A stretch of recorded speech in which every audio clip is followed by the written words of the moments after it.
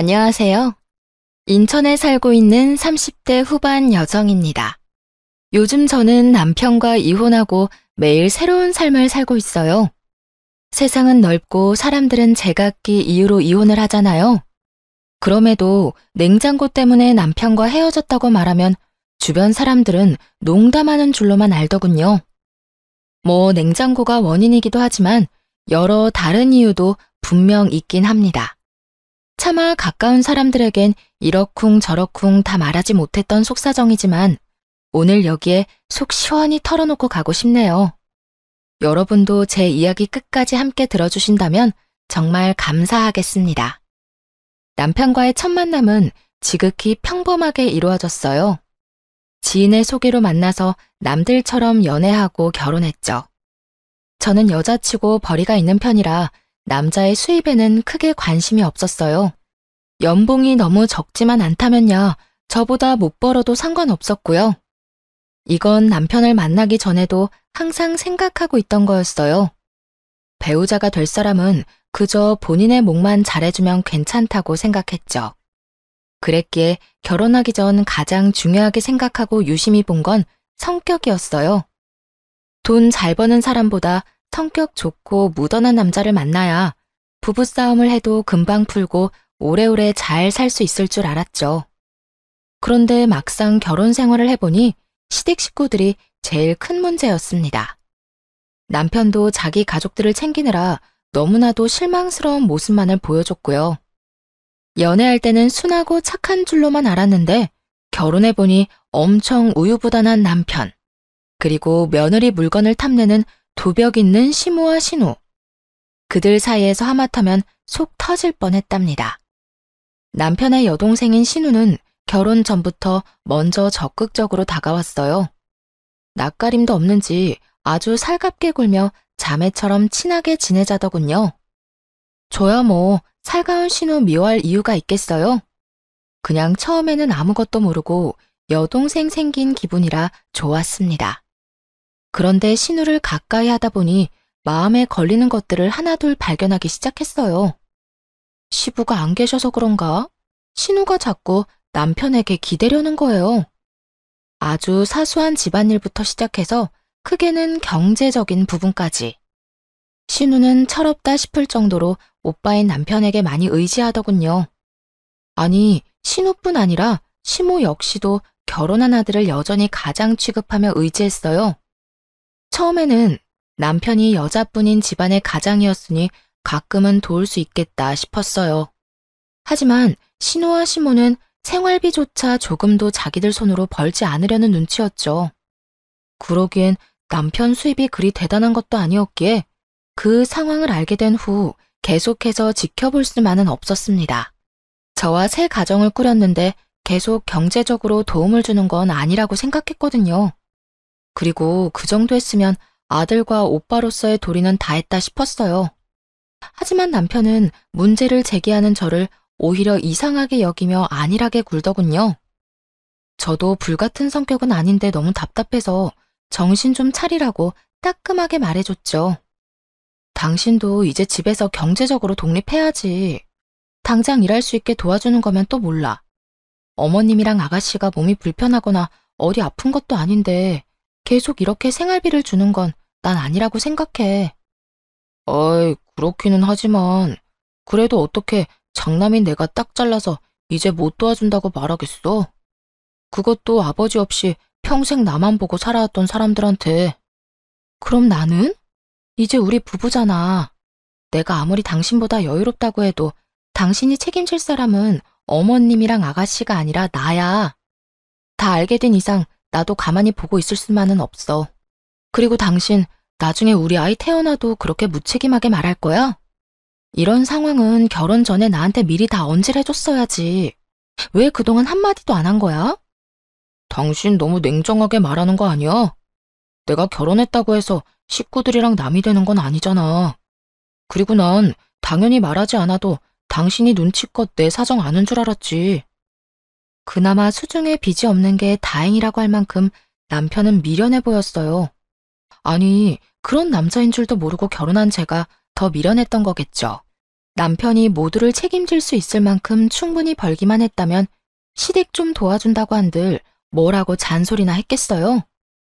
남편은 본인이 열심히 일해서 보는 돈임에도 욕심이나 집착이 없었어요. 그렇게 대책 없이 살다가는 금방 빚더미에 앉을 것 같았죠. 그래서 눈치를 살살 보면서도 시댁을 돕고 싶다는 남편에게 단호히 말했습니다.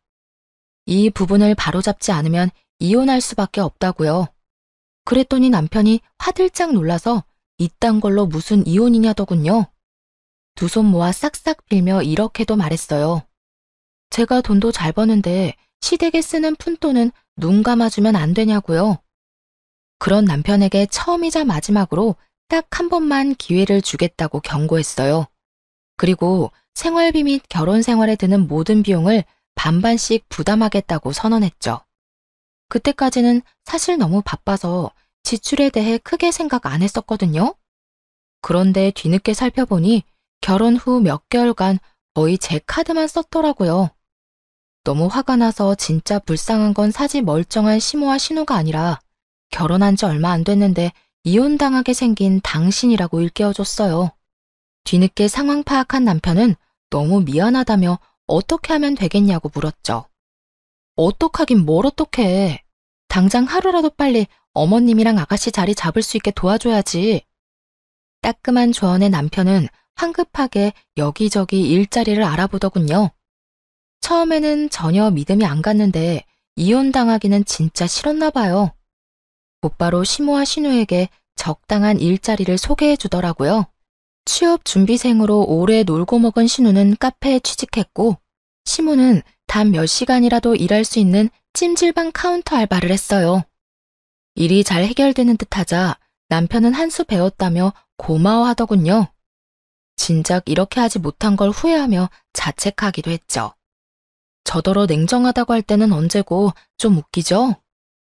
한편으로는 평생 시모랑 신우를 뒷바라지한 그 모습이 애잔해 보이기도 했어요. 그런데 남편 말고 정신 못 차린 사람은 따로 있더군요. 신우가 카페에서 월급을 받았다며 밥을 사겠다고 한 날이었어요. 첫 월급 받자마자 대접하겠다고 해서 솔직히 좀 놀랐었죠. 그래도 자기가 번 돈으로 조금이나마 가족들과 나누는구나 싶어서 기특했어요. 나중에는 그게 신우가 염치 없는 행동을 하기 전에 까는 밑밥인 걸 알게 됐지만요. 새언니, 정말 마음 같아서는 커피까지 멋지게 쏘고 싶은데 아직은 버는 돈이 많지 않아서 오늘은 식사만 살게요. 아가씨, 커피는 당연히 내가 사야죠. 밥 맛있게 잘 먹었어요. 우리 종종 이렇게 밖에서 만나요? 저 오늘 너무 기분 좋아요. 그렇게 세상 해막던 신우가 갑자기 땅이 꺼질 만큼 한숨을 쉬지 뭐예요. 아무래도 처음 자기 손으로 직접 밥벌이를 해서 어지간히 힘든가 보다 했죠. 세상살이 만만치 않다는 걸 배워가는 과정이라고 생각하라며 위로해줬어요. 아가씨, 이렇게 열심히 살다 보면 더 좋은 날이 올 거예요. 그러니까 화이팅! 그나저나 카페 일 많이 힘들어요? 카페는 일이 많고 힘들긴 한데 사람들이 많아서 재밌긴 해요. 그건 그렇고 다음 주에 서류 합격한 회사 면접 보러 가거든요. 어머, 오빠도 알아요? 요즘 서류 합격도 어려울 텐데. 축하는 좀 이르긴 하지만 아가씨, 진짜 축하해요.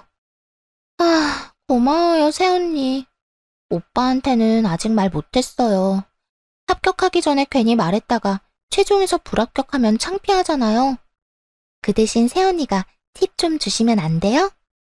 그래요, 당연히 도울게요. 뭐든 물어봐요.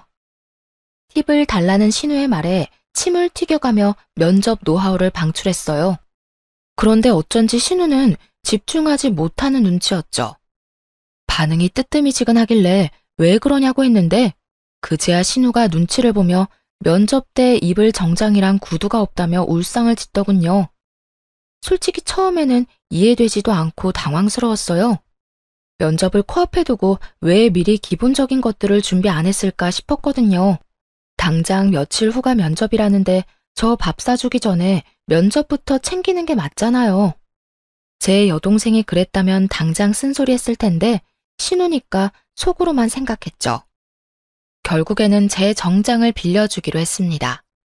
기왕이면 좋은 마음으로 신우가 최종 합격하길 바라면서요. 그리고 고민이 해결됐다는 듯 기뻐하는 신우한테 이 말을 잊지 않고 덧붙였네요. 그런데 아가씨, 이제는 면접 볼 일 많을 테니까 한 벌쯤은 정장 맞춰놔요. 구두도 하나 사놓고요. 꼭 면접 때문이 아니더라도 말끔한 정장이랑 구두 하나씩은 있어야 해요. 앞으로 필요할 일이 많을 거예요. 네, 네. 새언니 말 잘 새겨들을게요.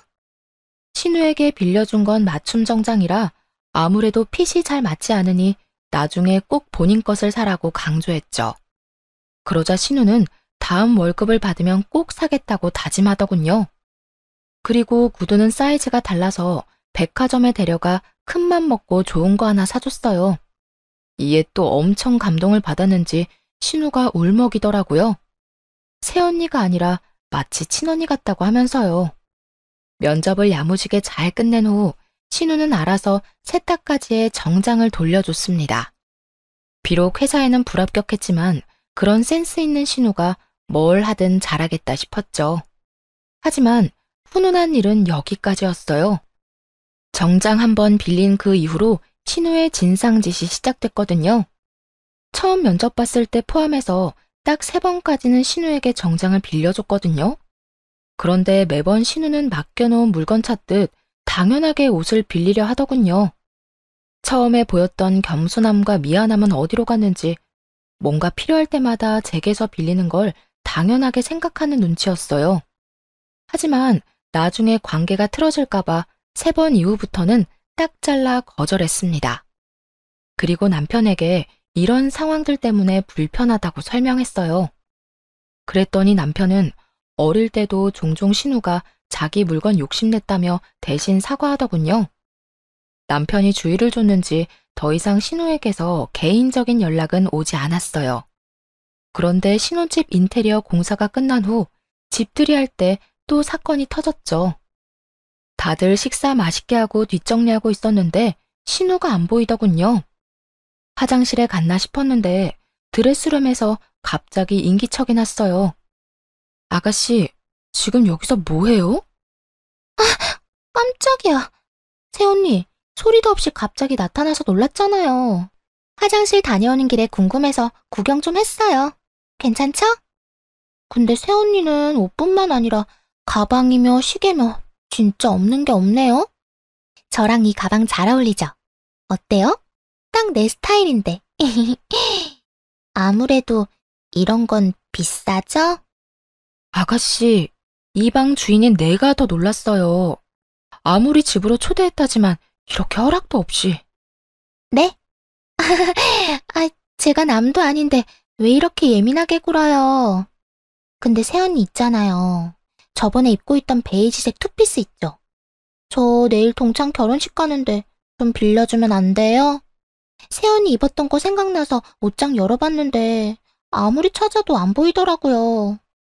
뻔뻔스러운 신우 말에 순간 저희가 옷장 공유하는 친자매라도 된 줄 알았어요. 아니, 자매끼리도 그렇게 안 하지 않나요? 결혼한 지 얼마 안 되어 남편이랑도 서로 조심하면서 살고 있었는데 말이에요. 그런데 신우가 그렇게 비상식적으로 행동할 줄은 꿈에도 몰랐습니다. 아가씨, 그건 안 되겠는데요. 네? 뭐라고요? 못 빌려준다고요.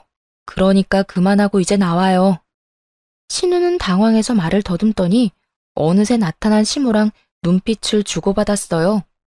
아니나 다를까 짜고 치는 고스톱처럼 시모가 나서더군요. 아유, 결혼식이면 오랜만에 동창들 다 만날 텐데 신우이 기죽지 않게 새아가 네가 좀 도와주지 그러냐? 그게 뭐 어려운 일도 아니지 않니? 따로 돈 드는 것도 아니고. 기왕 빌려주는 거 센스 있게 머리부터 발끝까지. 알지? 아니, 옷만 빌리면 나머지 구두랑 가방이 전혀 조화롭지 않잖니. 마음씨 좋은 네가 빌려줄 거지? 무슨 옷이며 가방이며 사람을 물건 렌탈해주는 업체로 아는 건지 뭐라 대답하기도 전에 신우와 시모가 구두와 가방을 순식간에 집어들더군요. 그 모습을 보고 너무 놀라 기함했어요. 다행히 설거지를 끝낸 남편이 때마침 나타났고 두 모녀에게 지금 뭐 하는 거냐고 큰 소리로 짜증을 내며 상황을 정리하더라고요. 아마 굳은 제 표정을 보고 눈치껏 사태를 파악한 거겠죠. 난 그냥 오빠 집 처음 왔으니까 신기해서 구경 좀 한 거야. 너 지금 그게 구경하는 거야? 아님 쇼핑하는 거야? 당장 손에 든 물건들 안 내려놔? 아니, 애초에 허락은 받고 만지는 거야? 여긴 나 혼자가 아니라 이 사람이랑 나, 두 사람 공간이야. 너는 어려서부터 내 물건에 마음대로 손대더니 아직도 그러냐? 아, 네 나이를 생각해, 이 녀석아. 엄마도요. 다 큰 딸이 저러면 말려야지. 왜 옆에서 더 거들고 있어요, 도대체? 아유, 이놈아. 내가 말한다고 저 계집애가 내 말을 듣냐? 그런데 조금 이상하기는 했어요. 제가 나서지 않게끔 남편이 일부러 더 역정을 내는 것 같았거든요.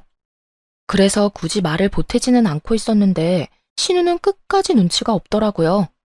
한껏 울상을 지으면서도 이번 딱 한 번만 빌려달라고 애원했으니 말이에요. 그러면서도 친구 결혼식 말고도 또 다른 중요한 면접이 있다면서 남편한테 프로포즈 선물로 받은 가방을 손가락으로 가리켰죠. 모두가 불편한 그런 상황에서도 면접 핑계를 또 대는 신우가 우스웠어요. 그래서 더 이상 그런 방법은 통하지 않는다는 걸 정확히 알려주고 싶었어요. 진짜 저 가방만 있으면 이번 면접 정말 잘 볼 것 같은데. 아가씨, 제가 조언 하나만 해도 돼요? 면접관이랑 회사는 면접자가 드는 가방에 그다지 관심 없어요. 그 사람 능력에 관심이 있죠. 그 말은 즉, 절대 저 가방이 아가씨 스펙이 될 수는 없다는 거예요. 태언니, 이 사람 말이 맞아. 솔직히 너 스펙 좋지 않잖아. 그럼 면접 질문에 대응할 생각을 해야지 어떻게 꾸밀 생각만 하냐? 씨, 오빠까지 진짜 왜 그래? 누구 편이야? 너 지금 그걸 말이라고 하냐? 누구 편이긴 당연히 내 마누라 편이지. 어리광 그만 부려. 제가 일침을 날리고 남편까지 나무라자 창피했는지 신우의 얼굴이 달아오르더군요. 시모도 그제야 신우 등짝 때리면서 밥 다 먹었으면 집에나 가자며 부산을 떨었어요. 진심인지는 모르겠으나 신우도 얼렁뚱땅 사과하긴 했고요. 남편 역시 창백해진 얼굴로 정말 미안하다고 사죄했어요. 만약 그때 남편이 신우 편을 들었다면 정이 떨어졌을 거예요. 그런데 더 큰 사건이 그 이후에 일어났습니다. 어느 날 보니 신우가 탐냈던 그 가방이 드레스룸에 없는 거예요.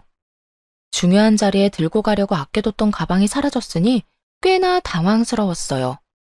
같이 진열해 놓은 상자와 쇼핑백제로 없어졌다고 곧바로 남편에게 전화했죠.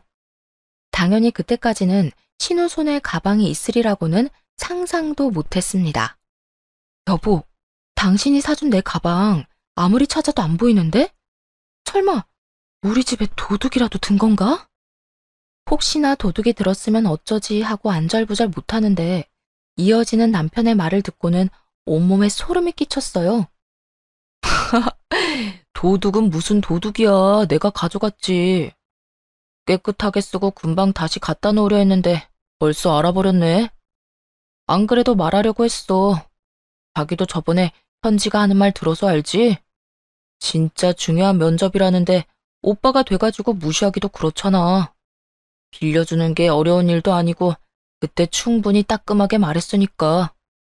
뭐? 그래서 그걸 나한테 물어보지도 않고 빌려줬다고? 당신 제정신이야? 아무리 당신이 선물해준 가방이라 해도 엄연히 내 건데 나한테 미리 말했어야지. 나 아가씨가 내 물건 욕심내는 거에 스트레스 받는다고 분명히 당신한테 말했었잖아. 그리고 면접을 보는데 화려한 명품 가방이 왜 필요해?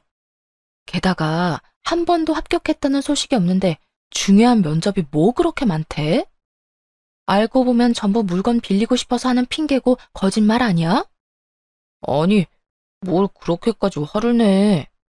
당신이 이렇게 예민하게 구니까 그때 내가 엄마랑 현지한테 대신 화내줬잖아. 막말로 가방을 그냥 준 것도 아니고 동생한테 잠깐은 빌려줄 수 있는 거 아니야? 그렇게 남편이랑 결혼 후 처음으로 대판 싸웠어요. 남편은 자기가 선물한 건데 허락 없이 빌려줄 수도 있는 것 아니냐고 나오더군요. 제 앞에서 신우랑 시모에게 화낸 것도 다 자기 가족들 감싸려고 한 연기였던 거죠. 난 당신이 준 가방 아까워서 아직 한 번 제대로 들지도 않았다고. 뭐? 아니, 난 또 스크래치라도 날까봐 그대로 포장해 놓은 줄 알았지. 아예 한 번도 안 든 거였어? 난 진짜 몰랐어. 알았으면 다른 가방 빌려줬을 거야. 당신이 애초에 물어봤으면 이런 일도 없었겠지. 결국 친정에 가겠다고 짐을 싸기 시작하자 남편은 당장 신우한테 전화해서 가방 가지고 택시 타고 날아오라 했어요. 그 후에 언제 큰 소리 쳤냐는 듯 한껏 기죽은 채로 미안하다고 빌었고요. 또 이러면 이혼당해도 입도 뻥긋 안 할 테니 한 번만 봐달라고 무릎도 꿇었죠. 그럼에도 미동도 하지 않자 남편은 급기야 자책까지 하더군요. 그냥 가방도 아니고 부부 사이에 의미 있는 선물인데 본인이 너무 심했다면서요. 더 이상 사과도 듣기 싫었고 그런 남편 꼴도 보기 싫었어요. 한참 후 신우가 쭈뼛거리면서 시모와 함께 제 가방을 가져왔더라고요. 빌려준다고 하다가 또 당장 들고 오라니. 사람 놀리니? 아이, 엄마. 그런 게 아니라 내가 실수한 거야. 좋은 게 좋은 거라고 그게 뭐 대단한 일이라고 실수래. 다른 자매들처럼 옷이나 가방 같은 거 공유하면서 지내면 좀 좋아. 눈치 보는 신우와 달리 같이 온 시모는 뭣도 모르고 심술을 부렸어요. 좋은 거 많이 쓰는 거 다 아는데 신우한테 가방 하나 못 빌려주냐면서요. 신우가 새언니 생겼다고 얼마나 좋아했는데 어떻게 그러냐며 점점 선을 넘더군요. 어머님, 자매들이 제일 많이 싸우는 이유가 뭔지 아세요? 어릴 때부터 서로 물건을 공유해서예요. 또 제가 남편이랑 결혼한 거지 이 집의 언니로 입양된 건 아니잖아요? 그런데 계속해서 아가씨가 제 물건 쓰려고 한다면 아가씨뿐만 아니라 어머님도 편하게 못 볼 것 같아요. 남편이랑도 뜻이 안 맞으면 이혼하자고 지금 얘기 중이었고요. 이혼이라는 말에 또 놀란 남편은 시모한테 불난 집에 부채질 그만하라고 했습니다. 시모 역시 자기 아들 이혼이라도 당할까봐 놀랐는지 신우를 잡는 신용만 대충 하다가 화해 잘 하라며 집으로 돌아갔어요. 모든 상황에 진절머리가 나서 저는 결국 친정으로 짐 싸서 갔고요. 한 달을 꼬박 집에 안 가고 이혼 결심하고 있었는데 찾아와서 빌고 또 빌며 각서까지 쓴 남편에게 마지막으로 딱 한 번 기회 줬네요. 남편이 가방도 새로 사준다 했지만 거절했어요. 가방이 문제가 아니라 그 행동에 실망한 거였으니까요. 그 후로 시댁 일이라면 함부로 마음 쓰지도 않았고 알려고 하지도 않았습니다. 좋은 마음으로 행동하면 고마운 줄 모르고 선 넘으니까 남남처럼 지내려고 했죠. 남편도 제가 시댁 일에 뜨뜻미지근하게 반응해도 별말 못했죠. 그래서 웬만한 시댁 행사에는 알아서 혼자 갔다 오더라고요. 그렇게 시댁과 거리를 두니 부딪힐 일도 없고 남편과도 부부간의 일 아닌 다른 일로는 얼굴 붉히면서 싸울 일이 없었습니다. 하지만 그 평화는 곧 깨지고야 말았어요. 당연히 시모와 신우 두 모녀 때문에요. 사실 저는 전문직에 종사해서 남들보다는 좀 돈을 많이 만지고 있어요. 반면에 남편은 자영업자라서 수입이 들쭉날쭉해요. 계절에 따라 많이 벌 때는 제 2배 이상 벌지만 또 못 벌 때는 100만 원도 못 벌더라고요. 그래서 신혼집은 더 여유 있고 현금이 더 많은 제가 마련했어요. 정확히 말하자면 결혼 전부터 살고 있던 제 신축 아파트가 신혼집이 된 건데요. 집에서 독립한 지 얼마 안 됐을 때 결혼을 하게 됐거든요. 아무래도 싱글일 때 살던 집이니 신혼집을 새로 구할까 남편과 상의했는데 둘 다 그게 시간 낭비, 돈 낭비라 생각했어요. 가전제품도 다 새 것들이었기에 딱 침대만 바꾸고 다른 것들은 그대로 두었죠. 그래서 집과 혼수에 돈 쓴 건 거의 없다고 봐야 했어요. 대신 몇 년 동안만 이렇게 살고 나중에 가전제품은 남편이 다 교체하기로 했어요. 또 살다가 인테리어 공사도 남편 돈으로 하기로 했고요. 에어컨은 거실에 스탠드로 하나, 안방에 벽걸이로 하나 있었어요. 그건 역시 결혼 전에 구매했던 거죠. 그런데 남편이랑 저 둘 다 에어컨 바람에 취약해서 한여름에도 안방에 있는 에어컨은 잘 쓰지 않았어요. 그렇다고 아예 안 틀기는 더워서 거실 에어컨을 틀어놓고 안방 문만 열어놓았죠. 그러다 친정집 에어컨이 여름에 제일 더울 때 고장난 거예요. 부모님은 에어컨 AS 접수하고 기다리시다가 너무 오래 걸려서 새로 사셨는데요. 한창 바쁜 시즌이라 배송도 너무 오래 걸리지 뭐예요? 나이도 있으신 분들이 더위로 무척 괴로워하셔서 벽걸이 에어컨 가져가시라 했어요. 어차피 잘 안 쓰는 거였지만 부모님은 남편 의견도 물으라 하셨죠. 그래, 드리는 게 맞지. 그래도 사위 의견 물어봐 주셔서 감사한데 따지고 보면 당신이 결혼 전에 산 에어컨이라 당신 거잖아. 나는 소유권이 전혀 없는 건데 말이야. 정말 장인어른 장모님 속이 깊으시다니까. 그냥 드리는 건 아니야. 새 에어컨 사준다고 하시길래 그냥 냉장고로 바꿔달라고 했어. 어? 부모님인데 그냥 드리는 게 맞지 않아? 에이, 가족일수록 이런 일 얼렁뚱땅 넘어가면 안 돼. 그리고 엄마 아빠가 반대 입장이었어도 에어컨 그냥 안 주셨을걸? 남편은 어리둥절해 보였지만 저에게는 굉장히 익숙한 일이었어요. 저와 부모님은 가족 간이라도 금전거래나 선물 주고받는 건 확실히 했거든요. 무언가를 주면 무언가를 받는 게 당연했어요. 한마디로 기브앤테이크 매너가 확실했던 거죠. 남들이 보면 조금 냉정하다고 할 수도 있을 만큼요. 사실 부모님께서는 젊은 시절 오랜 기간 유학을 떠나셔서 한국보다는 미국 쪽에 가까운 정서를 갖고 계셨거든요. 그런 부모님을 보고 자라서 그런지 더 남편과 시댁 식구들이 이해 안 됐나 봐요. 어쨌든 에어컨을 드리겠다고 하니 부모님은 당연히 필요한 거 있냐고 물어보셨고 에어컨 대신 냉장고로 바꿔달라고 했죠. 남편은 마음이 불편하니까 그냥 받지 말자고 했고요. 그러면서 가족끼리 뭘 받냐고 그냥 드린 셈 치라는데 그게 오히려 저와 부모님에게는 더 불편한 일이었어요.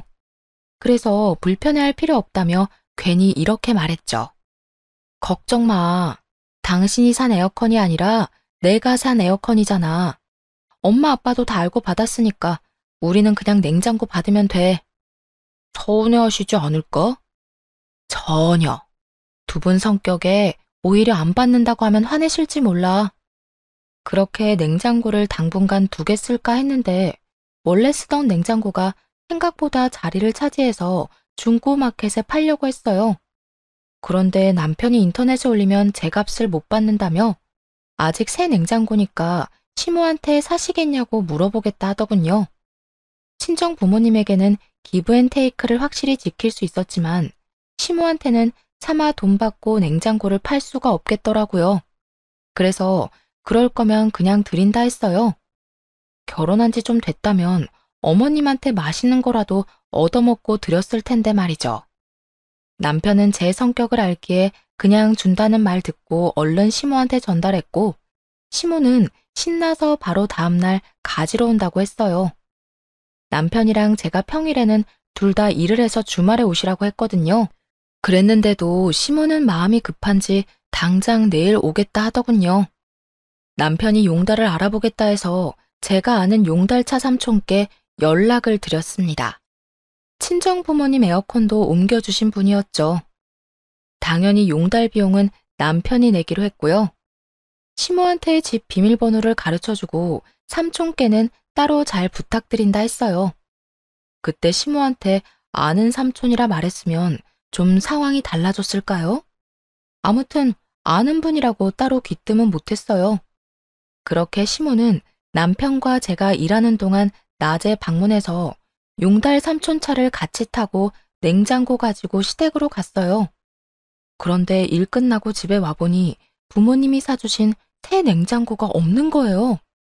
결혼 전에 샀던 헌 냉장고만 덩그러니 남아있더군요. 처음에는 놀라서 곧바로 남편에게 전화했는데 운전 중인지 받질 않더라고요. 흥분을 가라앉히고 침착하게 시모에게 전화했어요. 어머님, 냉장고가 바뀌었어요. 제가 드린다고 했던 건 그 냉장고가 아니거든요. 어머머, 얘. 너 설마 이 시어미한테 감히 헌 냉장고를 쓰라고 할랬냐? 가만 보니까 너무 시댁을 편하게 생각하는 거 아니니? 아니, 당연히 어른인 내가 새 냉장고 쓰는 게 맞지. 어디 감히 쓰려던 걸 주려 해? 부모님께 그렇게 배웠니?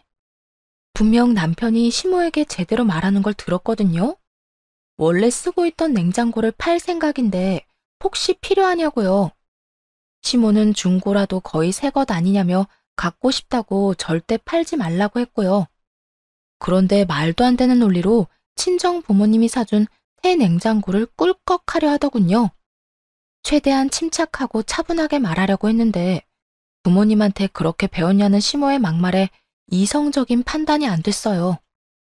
그거 제 돈으로 산 것도 아니고 저희 부모님이 사주신 거 뻔히 아시잖아요. 저희 집에서 침대 빼고 유일한 새 가전제품인데 그게 그렇게 가지고 싶으세요? 긴 말 안 할게요, 어머님. 내일 용달차 다시 부를 테니까 문 열어주세요. 줬다 뺏기라도 하겠다는 거야, 너 지금? 아이고, 사돈 이해 못하실까봐 그래? 걱정하지 마라. 내가 쓴다 하면 오히려 더 좋아하실걸? 애초에 제가 드린 적이 없는데 무슨 말씀이세요? 어머님이 마음대로 가져가신 거잖아요. 아들 결혼할 때 한 푼 보태지도 않으셨으면서 있는 살림마저 빼앗아 가시니 기가 막혔어요. 시모에게는 도저히 상식이 안 통하더군요. 어쩔 수 없이 남편에게 냉장고 찾아오라고 했죠. 그런데 남편이 뭐라고 했는 줄 아세요? 그 말을 듣자마자 이성의 끈이 딱 풀려버렸답니다. 번거롭게 꼭 그래야 해? 그냥 쓰던 냉장고 계속 쓰면 되잖아. 내가 보기엔 둘 다 새거더만. 아무거나 써. 늙은 노인네가 신형 냉장고 쓰고 싶어서 가져갔나 본데 그걸 또 뺏으려고? 좀 너무한 것 같아, 당신도. 저번부터 가족끼리 왜 이렇게 냉정하게 굴어? 뭐? 그게 네 냉장고야? 너라니 남편한테. 난 네가 네 엄마한테 쓰던 냉장고 주고 싶다 해서 오케이 한 죄밖에 없어. 문제가 생겼으면 네가 해결해야지. 아, 진짜. 그까짓 냉장고로 너무하게 구네. 어이가 없어서 남편에게 그까짓 냉장고 다시 못 찾아오면 이혼이라고 선언했어요. 사실 속으로는 냉장고를 되찾아와도 이혼하자고 할 생각이었죠. 남편은 무슨 냉장고 하나로 이혼이냐고 넌 툭하면 이혼 타령이냐며 버럭하더군요. 본인이 결혼 잘못해서 자기 엄마 불쌍하다고 덧붙이길래 일침 날려줬어요. 그렇게 마음 쓰이면 네 돈으로 어머님 집이랑 가전도 다 마련해드리지 그래? 내 집에 내가 산 가구랑 가전제품들로 살아서 넌 결혼하는데 영원 들었잖아. 그런데 뭐가 그렇게 불만이 많아? 나랑 이혼하고 어머님이나 챙겨드려. 그러자 남편은 할 말을 잃더라고요. 당연하죠. 제 말이 다 맞으니까요. 아니, 신우도 그렇고 시모도 그렇고 왜 이렇게 뻔뻔한 거죠? 처음이 어렵지 나중에는 더 쉽게 그런 행동들을 할 거 아니에요. 지금은 냉장고, 다음에는 또 뭘 달라고 할지 생각만 해도 스트레스였어요. 콩난데 콩나고 팥난데 팥난다는 말이 사실이었죠. 쪽팔리게 냉장고 때문에 이혼하게 생겼네. 나도 어디 가서 냉장고 때문에 이혼했다고 말할 거 생각하니까 쪽팔려. 남편은 이번에는 진짜 이혼당하겠다 싶었는지 시모한테 전화해서 따지더군요. 왜 엄마 때문에 아들이 피해봐야 해요? 내일 용달차 가면 문 꼭 열어주세요. 징글징글하네 정말. 기어코 가져가겠다는 거야? 알았다 알았어. 치사하고 더러워서 준다. 시모는 마지못해 알겠다고 했어요. 냉장고만 무사히 돌아오면 남편을 당장 내쫓을 생각이었죠. 용달차 삼촌한테도 곧바로 전화해서 번거롭게 해서 죄송하다고 사과드렸어요. 삼촌, 죄송해요. 뭔가 착오가 있었나 봐요. 비용은 제가 섭섭하지 않게 챙겨드릴게요. 내일 한 번만 더 부탁드려요. 그런데 한참 머뭇거리며 뜸을 들이던 삼촌이 곧 충격적인 말을 했습니다. 근데 말이야, 너 가방도 주기로 한 거 맞아? 네? 무슨 가방이요? 아주 비싸 보이는 가방이었어. 아니, 냉장고에 얼마든지 옮겨줄 수 있지. 그런데 내가 마음이 찜찜해서 혼났다. 너한테 바로 이야기할까 말까 하다가 오지랖 같아서 가만히 있었는데 상황 돌아가는 거 보니까 뭔가 이상해서 그래. 다름 아니라 삼촌이 냉장고 가지러 왔는데 이미 시무랑 젊은 여자가 있더랍니다. 상황상 젊은 여자는 신우인 것 같더라고요. 둘은 냉장고를 옮기는 그 짧은 시간 동안 제 흉을 엄청 보더래요. 삼촌은 굳이 아는 척하기 그래서 잠자코 듣고 계셨고요. 그런데 냉장고를 한창 힘들게 옮기고 있을 때 시무랑 신우가 어떤 방에서 가방을 하나씩 들고 나오더래요. 처음에는 정신이 없어서 당연히 들고 왔던 가방이겠지 싶었는데 생각할수록 그들의 차림새랑 정말 안 어울리는 비싼 가방이라 이상하더랍니다. 삼촌의 말을 듣고 바로 옷방으로 가서 이것저것 살폈어요. 누군가 들어온 흔적이 분명 있더군요. 평소에 드는 가방만 계속해서 드는 습관이 있어서 최근에는 남편이 사줬던 그 가방만 들고 다녔거든요. 그래서 몇 년씩 안 쓰고 상자째로 보관하는 명품 가방들 몇 개가 있었죠. 혹시나 해서 하나씩 다 열어봤는데 딱 2개가 없어졌더라고요. 아마 제가 쓰는 것만 쓰는 걸 안 신우가 시무랑 하나씩 가져간 듯 했습니다. 도대체 언제 되돌려 놓으려고 한지는 모르겠지만 너무 괘씸했어요. 냉장고도 삼촌이 옮기는 냉장고가 진짜 이게 맞냐고 몇 번이나 확인하셨대요. 이상했지만 일단 현장에 있는 사람 말 들었다 하시고요. 전 세게 넘은 시무랑 신우를 이제 정말 가만둘 수 없었어요. 남편이었다면 못난 짓 해도 웬만하면 화해하고 넘어가겠지만 시댁 식구의 범죄를 용서할 수는 없잖아요. 다음날 삼촌 덕분에 냉장고 무사히 옮겨놓고 시무한테 직접적으로 말했어요. 어머님, 하실 말씀 없으세요? 너 설마 나한테 사과라도 바라는 거냐? 아니, 너는 무슨 며느리가 이렇게 기운이 세니? 사과는 바라지도 않아요. 혹시 냉장고 옮기는 날 제 방에서 물건 뒤지셨어요? 너 감히 그게 무슨 소리야? 지금 감히 누굴 도둑 취급이니? 찔리니까 고래고래 소리부터 지르는 시모였죠. 감정적으로 말하지 말고 사실만 이야기하라고 기회를 줬어요. 그런데 시모는 그저 가만 안 두겠다고 말하면서 전화를 툭 끊어버렸습니다. 보나마나 남편한테 전화할 거라 생각했어요. 신우에게도 말했지만 역시 비슷한 반응이었죠. 새언니, 진짜 너무하네요. 이제 도둑으로까지 몰아요? 새언니가 그렇게 잘났어요? 왜 이렇게 나랑 엄마를 못 살게 굴어요? 그것밖에 할 말이 없는 거죠? 네, 전 당당해요. 저는 분명 어머님과 아가씨한테 솔직히 말할 기회 드렸어요. 분명히요. 발뺌하는 두 모녀 두고 용달차 삼촌이랑 바로 경찰서로 갔어요.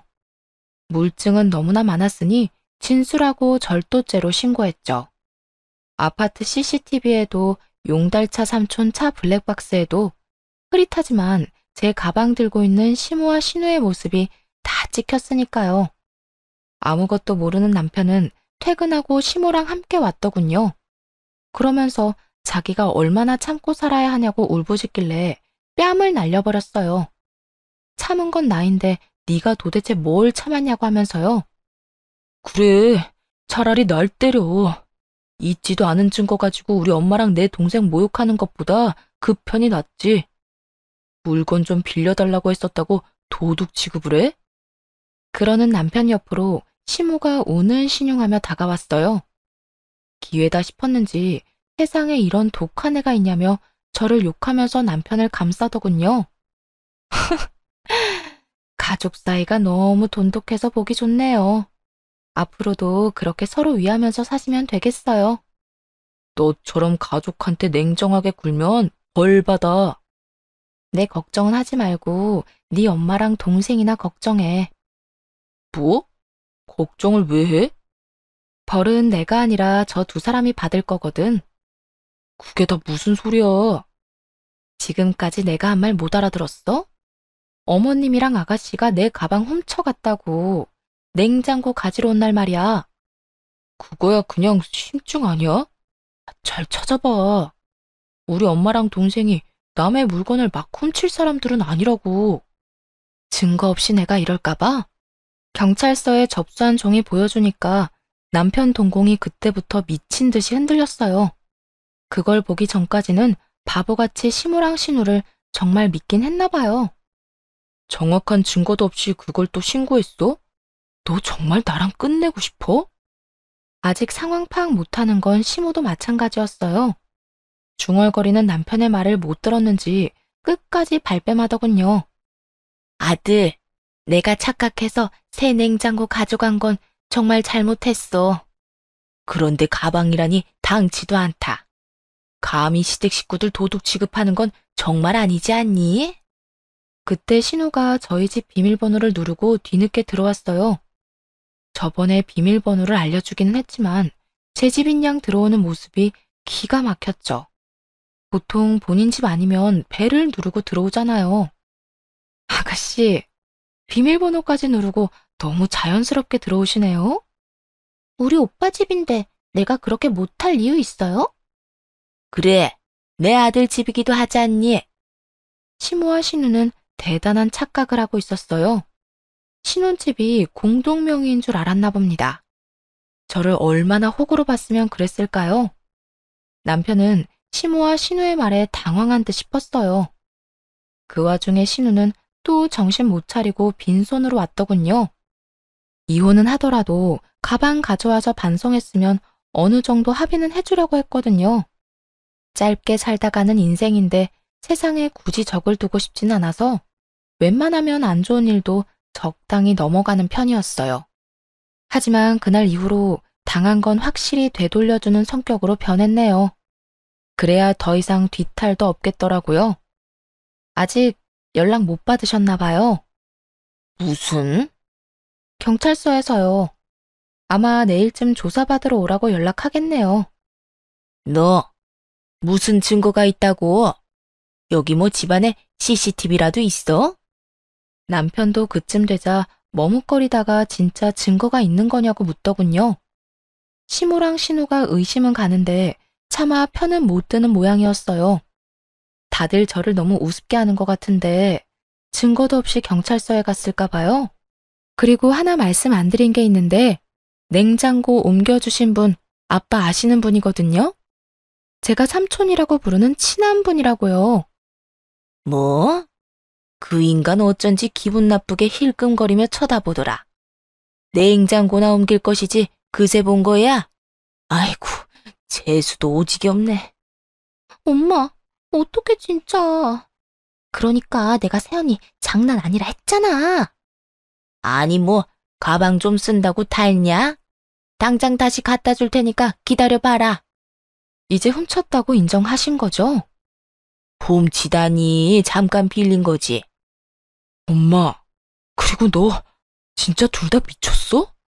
그걸 대체 왜 가져가? 진짜 도벽 있어? 선은 넘지 말았어야지. 마침 시모랑 신우 휴대폰으로 경찰서에서 전화가 왔어요. 신고 접수요? 가방요? 그런 적 없어요. 진짜로 경찰에 신고를 했다며 시모가 머리채를 잡으려 하더군요.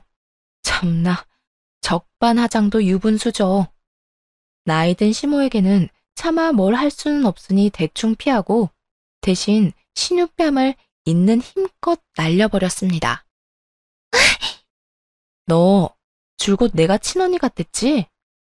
만약 내가 진짜 네 친언니였으면 딱 이렇게 때렸을 거야. 신우는 한 대 맞고 시모 뒤에 숨어버리더라고요.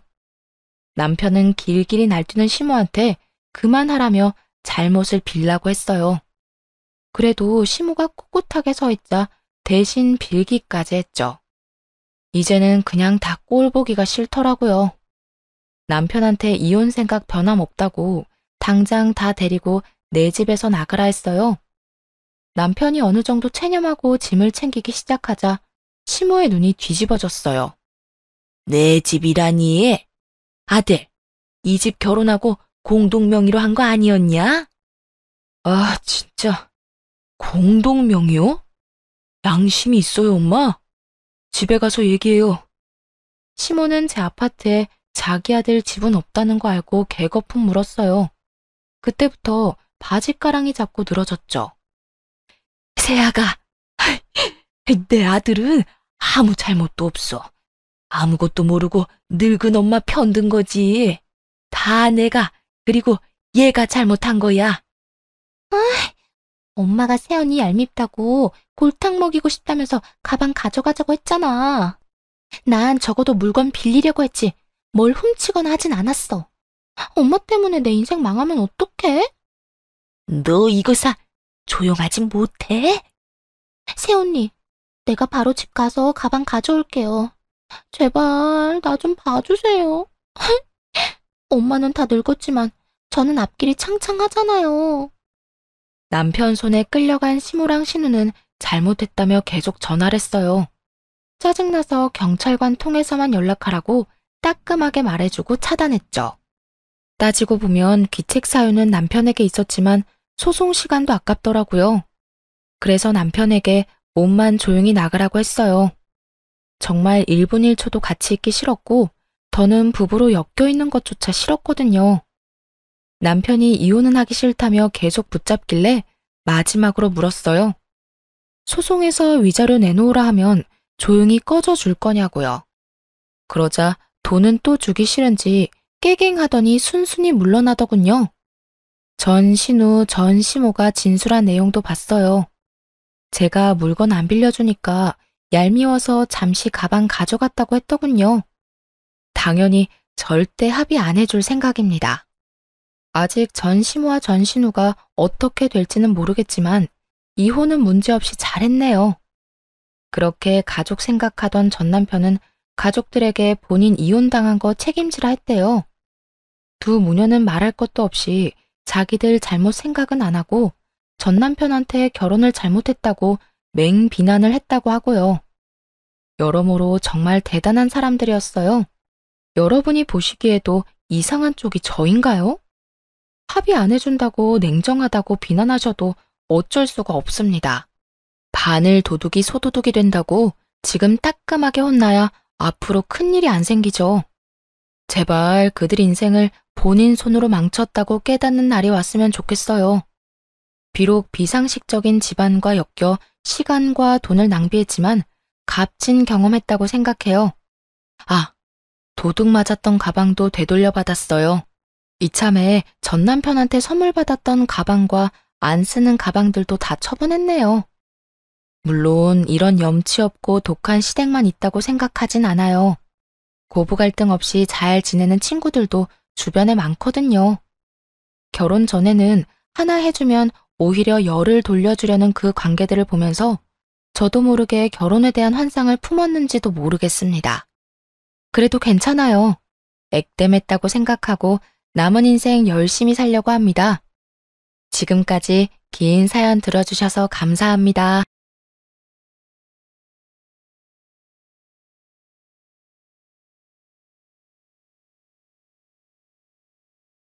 안녕하세요. 경기도에서 개인 공방을 운영하고 있는 여자입니다. 다른 공방들처럼 예약제로 운영하고 있어서 쉬는 날은 자유로운 편인데요. 요즘 들어 부쩍 일욕심이 생겨서 휴무 없이 엄청 달렸습니다. 사실 얼마 전에 이혼을 해서 일부러 잡생각하지 않게끔 일에 몰두한 것도 있어요. 오늘은 큰 마음 먹고 오랜만에 휴일을 만끽하며 제 이야기를 털어놓으려 합니다. 여러분께서도 같이 사연 들어주시고 새 출발을 응원해주시면 감사하겠습니다. 어릴 적 제가 나고 자란 동네는 부잣집 많기로 소문난 곳이었어요. 저희 집은 외제차 여러 대 보유하고 운전기사 고용하고 이런 집은 아니었습니다. 그래도 비교적 여유로운 부모님 덕분에 돈 걱정 없이 좋은 환경에서 살았죠. 성인이 된 이후에는 본가의 땅값이 예전보다 더 많이 올랐더라고요.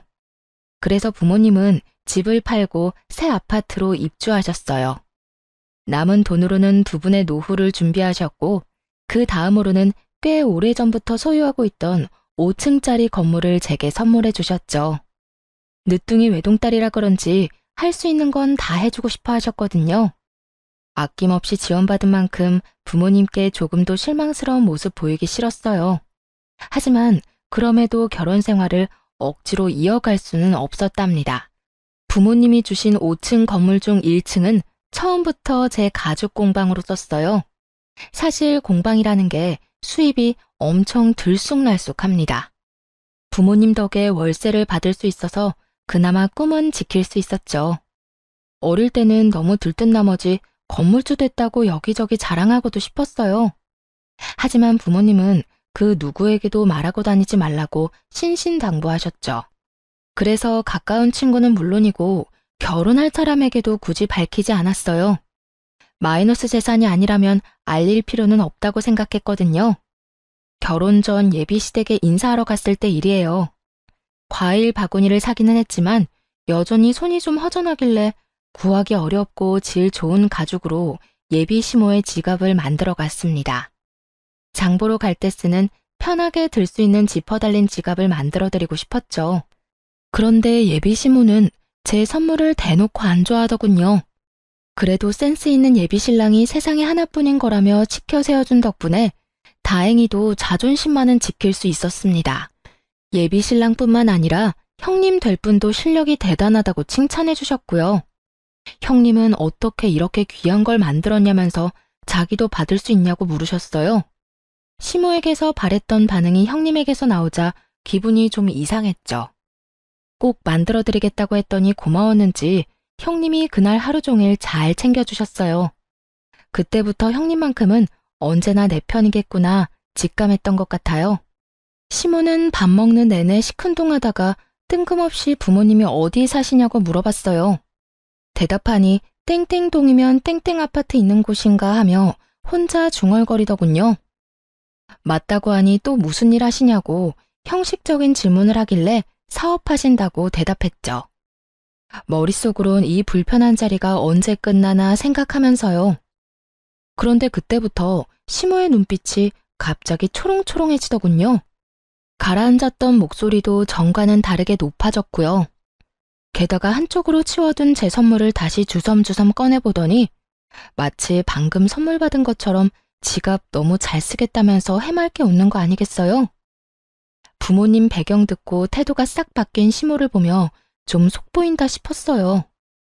그나마 식사 자리 다 끝나고 민망해하는 예비 신랑의 사과에 마음을 풀 수 있었죠.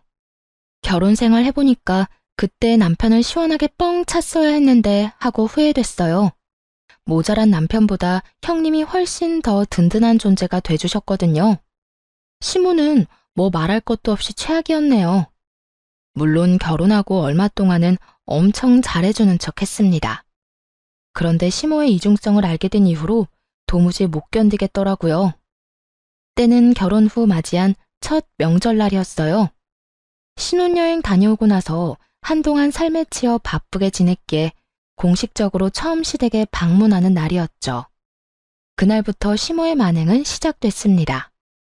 똑같은 며느리인데 시모는 민망할 정도로 형님과 저를 대놓고 차별하더군요. 저를 마구 구박했느냐고요? 아니요. 시모는 형님에게만 일을 시키고 어떻게든 트집을 잡아서 형님만 혼내더라고요. 아이고, 오늘은 그냥 명절이 아니야. 우리 새아가 귀한 새 사람들인 첫 명절이라고. 알지? 너 제대로 해야 한다.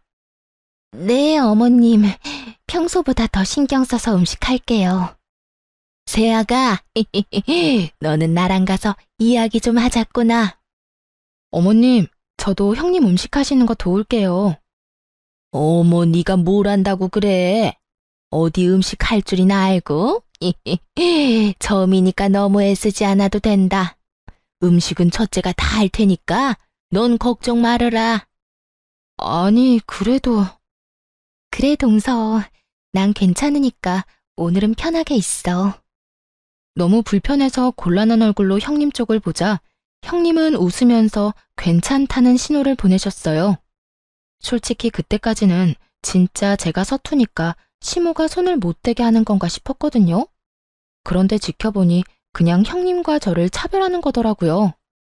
시모는 음식하는 형님을 가만두지도 않고 툭 하면 거실로 호출했는데 형님은 짜증 부리는 기색 한 번 없이 온화한 웃음을 지으셨어요. 거기다 시모는 저는 우리 새아기 하면서 부담스럽게 부르면서 형님은 그저 예 라고 차갑게 부르는 거 있죠. 예, 너 잠시 여기 좀 와보렴. 네, 어머님. 뭐 필요하세요? 기름 냄새가 온 집안에 퍼지니까 속이 너무 안 좋구나. 요한마트 가서 콜라 몇 병 좀 사와. 어머님, 그럼 매실을 타드릴까요? 콜라보다 더 건강에 좋을 거예요. 아니, 넌 내가 콜라 얘기하는데 무슨 매실 타령이니? 아유, 지겨워 정말. 새아가, 쟤는 항상 저렇게 시험인 날 가르치려 든단다. 그냥 콜라 사오기 싫으면 싫다고 해. 에이, 어머님, 아직도 저를 모르세요? 콜라 사오기 싫으면 싫다고 솔직하게 말씀드리죠. 냉장고에 매실청 한가득 있길래 한번 말씀드려 본 거예요. 그럼 얼른 가서 사올게요. 어머머, 너 보자 하니까 정말. 지금 새아가 앞에서 나 약 올려? 형님, 어머님, 제가 얼른 가서 콜라 사올게요. 형님 혼자서 계속 고생하고 계신데 저는 아무것도 안 했잖아요. 심부름이라도 하게 해주세요. 그럼 그럴래, 동서? 고마워. 처음에는 형님이 시모에게 꼼짝 못하는 줄로만 알았거든요. 그런데 다행히도 할 말은 다 하고 계시더라고요. 응? 아유, 어쩜 착하기도 해라. 예, 네 동서 마음씨 예쁜 거 봐라. 우리 둘째가 신부감은 잘 골랐어, 정말.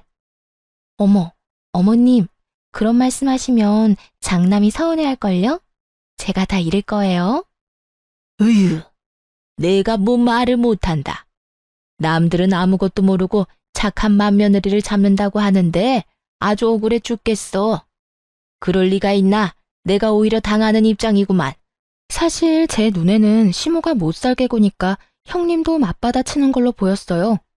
하지만 시모는 자기가 피해자라고 하소연하면서 형님을 엄청 흉보더라고요. 부엌으로 가려고 일어나기라도 하면 냅다 제 손을 붙잡고 안 놓아주더라니까요. 아무튼 콜라를 살 겸 남편에게 SOS를 치려고 마트에 혼자 갔습니다. 새벽부터 가까운 낚시터에 시부랑 아주버님, 남편이 낚시를 하러 갔거든요. 순간 너무나도 불공평하다는 생각이 들었죠. 여자들은 열심히 일하는데 남자들은 놀고 있는 이 상황이 말이에요. 여보, 언제 오는데? 빨리 와. 좀 걸릴 것 같은데. 혹시 무슨 일 있어? 어머님 때문에 나 너무 불편해. 나만 여기 두고 낚시하러 가니까 재밌니? 웬만해서는 무슨 일이 생겨도 흥분하거나 목소리를 높이지 않는데요. 그런 제가 전화 받자마자 소리치니까 남편은 단번에 눈치채고 금방 오겠다고 했어요. 남자들이 도착하자 시모는 언제 놀았냐는 듯 팔을 걷어붙이고 일을 하더군요. 웃긴 건 형님이 거의 음식을 다 했는데 고생했다는 말도 제대로 안 했다는 거예요. 그렇게 시모는 음식하는 신용만 잠시 내다가 곧바로 힘들다며 안방에 쏙 들어가 버렸습니다. 늘 이랬던 건가 싶은 마음에 형님이 참 짠했어요. 한편으로는 좀 바보 같기도 했고요. 저라면 이렇게 당하고만 있지는 않았을 테니까요. 하지만 뭐 어쩌겠어요. 저도 딱히 도움된 건 없으니 음식 차리고 치우는 거라도 똑바로 하자 생각했죠. 소중한 내 남편 낳아준 어머니니까 참는 거야. 다른 이유는 없어. 그런데 형님이 그런 제 마음을 읽은 것처럼 갑자기 웃으며 이렇게 말하더군요. 네? 이건 비밀인데 동서한테만 말해줄게. 사실 우리 남편 나 시댁에서 고생하는 거 다 알아. 그래서 친정 가면 나처럼 똑같이 집안일하고 음식해. 나도 처음엔 그럴 필요까진 없다고 생각했거든. 근데 남편이 나서서 그렇게 해주니까 내 마음에 응어리는 안 생기더라. 그냥 동서가 나 불쌍하게 쳐다보길래 그렇다고 말해주고 싶었어. 동서도 중간에서 힘들지? 미안해. 형님, 죄송해요. 에이, 동서가 죄송할 게 뭐가 있어. 형님에게 딱 걸린 것만 같아 조금 부끄럽기도 하고 미안했어요. 형님이 참 대단해 보이고 아주버님도 현명하신 것 같았죠. 남편은 만약 나에게 이런 일이 생긴다면 어떻게 할지 궁금해지기도 했고요. 한편 시모는 형님을 정신적으로도 공격하더군요. 은근히 형님 집안 뭐 볼 거 있냐며 흉보기도 했는데 뭐 그것까지는 참았어요. 그런데 점점 같이 뒷말하기를 원하더라고요. 한 식구인데 이간질하는 게 너무 싫어서 잘 모르겠다는 얼굴로 무건수행했죠. 그랬더니 나중에는 그게 마음에 안 들었던 모양인지 시모에게 딱 찍히고 말았죠. 우리 둘째는 부모님이 땡땡 아파트에 살아서 든든하겠어. 나중에 당연히 네가 물려받을 거 아니야. 네? 그건 엄마 아빠 노후자금이자 보금자리인걸요. 뭐 그 정도 아파트 가지고 계신 거면 사돈네 형편 말에 뭐 하겠니? 당연히 노후자금 외에도 여유 있으시겠지. 너도 다 물려받을 재산 있으니까 안심하고 돈 안 되는 공방 운영하는 거 아니냐? 그런 거 아니에요, 어머님. 아니긴. 나한테는 솔직히 말해도 된다. 처음에 솔직히 너도 공방하고 아들도 식당 하니까 내가 많이 걱정했거든. 한 명이라도 수입이 일정해야 하는데 둘 다 들쭉날쭉 고정적인 수입이 없잖니. 그런데 새아가 친정이 넉넉해서 얼마나 다행인지 몰라. 그 말에 남편을 노려보자 남편은 오히려 으쓱한 눈치더라고요. 전혀 좋게 안 들렸는데 남편은 자기 장가 잘 갔다는 칭찬으로 들었나 봐요. 아이고, 크네. 너는 친정 부모님 안녕하시다니? 나는 평범해도 너무 평범한 네 친정 때문에 내가 며느리 복 없는 줄로만 알았지 않니? 새아가 들어오고 나서야 나도 며느리 복 있는 걸 알았지. 넉넉한 며느리 둘이 들어왔으면 나도 노후 걱정은 없었을 텐데. 말해 뭐하니? 입만 아프다. 으휴. 이번에는 형님도 기분이 상하신 것 같았어요. 아까처럼 대답하거나 온화한 웃음을 짓는 대신 그저 입을 꾹 다무셨거든요. 분위기를 망치기 싫어서 억지로 참는 눈치였죠. 그런데 속이 뻥 뚫리게 시원했던 건 아주버님의 말이었어요. 어머니, 제가 태어나 가장 잘한 일이 이 사람이랑 결혼한 거예요. 매년 조상님들 드시라고 제사 음식 해온 게 누군데요? 어머니 노후는 못 챙겨도 조상님들 사후는 이 사람이 챙기고 있잖아요. 나중에 엄마 돌아가시면 제사 안 지내도 돼요? 아들, 말을 왜 그렇게 무섭게 하니? 그럼 어머니는 왜 그렇게 말을 밉게 하세요? 아주버님의 말에 시모는 깨갱하고 그 앞에서는 더 이상 별말 못했어요. 대신 뒤에서 형님을 더 괴롭혔죠. 차례상 녹그릇이며 다 같이 먹은 식사 그릇까지 혼자 설거지를 다 하라는 둥. 친정에 아주버님 먼저 보내고 집안일 돕고 가라는 둥. 형님에게 이것저것 시키며 무슨 가정부 고용한 사람처럼 굴었습니다. 단순히 며느리에게 일을 시키는 게 아니라 모욕감을 주려고 하는 듯 보였어요. 아가, 우리 둘이 남자들 사우나 다녀올 동안 명절 특선 영화나 보자꾸나. 과일도 같이 먹을까? 뭐 좋아하니? 어머님, 그럼 저 형님 도와드리고 형님이랑 같이 올게요. 먼저 과일 드시면서 편하게 영화 보고 계세요. 뭐하러 그러니? 너 지금 착한 척 하는 거니? 이제 보는 사람도 없는데 굳이 안 그래도 된다. 네? 착한 척이 아니라요, 어머님. 녹그릇이 많이 무겁기도 하고 형님 혼자 설거지 하시기엔 양이 너무 많잖아요. 음식도 형님이 다 하셔서 제 마음이 불편해서 그래요. 예, 기가 막혀서 참나. 그게 바로 착한 척이야. 너 지금껏 제 고생은 다 시켜놓고 갑자기 돕겠다는 게 무슨 말이니? 내가 예쁘다 예쁘다 해주니까 시험이 말이 지금 웃음니? 잔말 말고 영화나 보자니까. 네? 동서, 난 괜찮으니까 어머님이 하자는 대로 해드려. 갑자기 제 탓을 하는 시모의 말에 깜짝 놀랐어요. 형님은 이미 이런 고집을 수없이 겪었다는 듯 억지 웃음을 띤 얼굴로 저를 만류했죠. 아마 저까지 시모에게 미움을 살까봐 도와준 듯 했습니다. 들었지? 제가 그러라 하잖니. 하지만 며느리를 함부로 하대하는 시모를 더는 견디기 힘들더군요. 그래서 소파에서 벌떡 일어나 설거지 금방 하고 오겠다고 말했어요. 그냥 시모의 말대로 해버리면 앞으로 더한 걸 요구할 것 같아서 아주 오싹했거든요. 어머님, 저 손으로 일하는 직업이라 설거지도 깨끗하고 빠르게 엄청 잘해요. 가서 금방 설거지하고 올게요. 그리고 명절에는 따로 형님한테 용돈 좀 챙겨주셔야겠어요. 형님 혼자 일을 다 하시잖아요.